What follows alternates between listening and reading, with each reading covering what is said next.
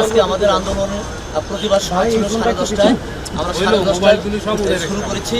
But আমাদের এখানে আপনারা না আসাতে আমরা ডিসি প্রোটেকশন তাদেরকে আমরা রিকোয়েস্ট করছি, বারবার রিকোয়েস্ট করেছি যে আমাদের মিডিয়া ভাইদেরকে এখানে ঢুকতে দেন, বাট তারা এটা অ্যালাউ করে নাই। তার জন্য আমরা এখান থেকে তীব্র প্রতিবাদ জানিয়েছি এবং আমরা বলেছি যে এটা মত প্রকাশের একটা মানবাধিকার লঙ্ঘনের বা মত প্রকাশের একটা চরম লঙ্ঘন করেছেন আপনারা।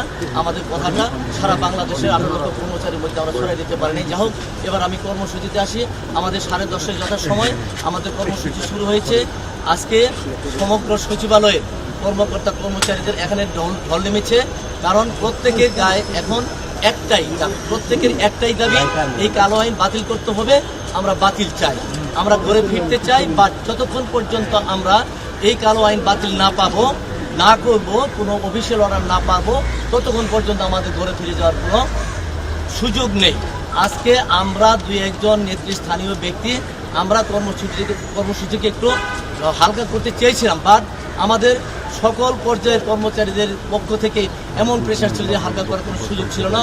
যার জন্য এবং সারা বাংলাদেশ থেকে আমার কাছে ফোন আসতেছিল, ভিডিও বার্তা আসতেছিল যে সব জায়গাতেই আন্দোলন স্প্রেড করেছে এবং এটা আন্দোলন তারাও চালিয়ে যাবে, আমরাও চালিয়ে যাবো। তারা আমাদের নির্দেশনা অপেক্ষা ছিল।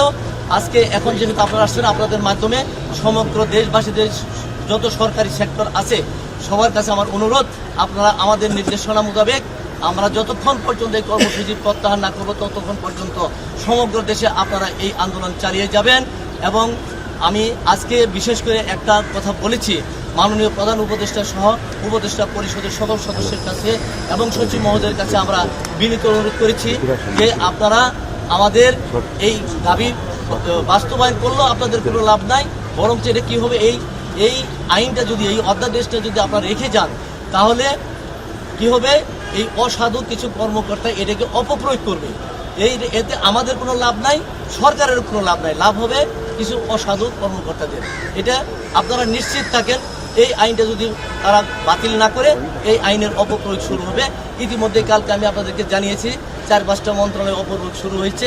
আজকে আমাদের অনেক মন্ত্রণালয়ে কঠিনভাবে হুঁশিয়ারি করেছে যে তোমরা কেউ বাইরে যেতে পারবে না, বাট আজকে কোনো কর্মচারী ঘরে আটকে রাখতে পারে নাই।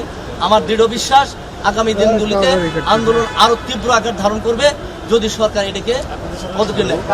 আজকে আমাদেরকে ভূমি সচিবের পক্ষ থেকে একজন এসে আন্দোলন চলাকালে জানিয়েছে যে 2টার সময় আপনাদের সাথে বৈঠক হবে ক্যাবিনেটে, নাকি এটা আমরা নিশ্চিত না। আমাদেরকে একটা মেসেজ দেওয়া হয়েছে, ভূমি সচিবকে প্রদান করে 7 সদস্য বিশিষ্ট সচিব একটা কমিটি করেছে আমাদের সাথে আলোচনা করার জন্য। বাট এখন পর্যন্ত আমরা অফিসিয়ালি কোনো ফোন পাইনি এবং এখন পর্যন্ত কেউ আমাদের সাথে যোগাযোগ করে নাই। আপনাদের মাধ্যমে আমাদের পক্ষ থেকে, আমাদের ঐক্য ফোরামের পক্ষ থেকে স্পষ্ট বার্তা, যতক্ষণ পর্যন্ত এই দাবি আমাদের না মেনে নিবে, অর্থাৎ এই সরকারি কর্মচারী অধ্যাদেশ 2025 বাতিল না করবে, ততক্ষণ পর্যন্ত আমাদের আন্দোলন প্রত্যাহার করার কোনো সুযোগ নেই, ঘরে ফিরে যাওয়ার কোনো সুযোগ নেই। আন্দোলন চলবে, আগামী থেকে আরো তীব্র থেকে তীব্রতর হবে। আগামীকাল 10:30 আমাদের কর্মসূচি শুরু করা আছে।